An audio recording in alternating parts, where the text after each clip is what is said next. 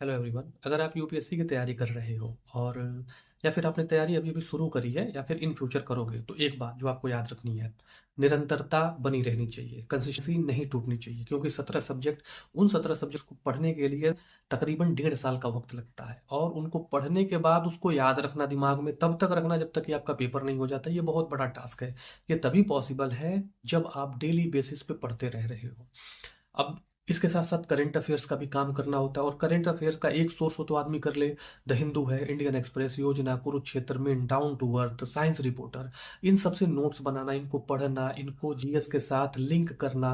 क्योंकि UPSC is all about integrated. अगर आपका अप्रोच इंटीग्रेटेड नहीं है तो मामला बहुत ज़्यादा खराब है।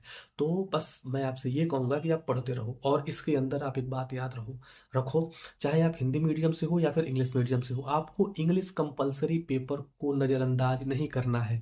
जैसे प्री में सीसेट होता है, उसी तरीके से मेंस के अंदर इंग्लिश कंपलसरी का पेपर होता है, आप उसे नज़रअंदाज नहीं कर सकते।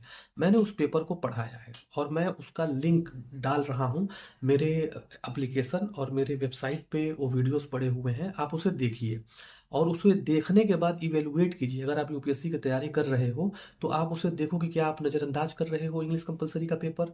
क्या आपको उतनी ही मेहनत करनी है जितनी आप जीएस में करते हो। आपको समझ में आएगा कि ये यूपीएससी के अंदर बैलेंस बनाना, कंसिस्टेंट रहना, ये बहुत ज़्यादा ज़रूरी है। आधे अधूरे मन से यूपीएससी की तैयारी नहीं हो सकती।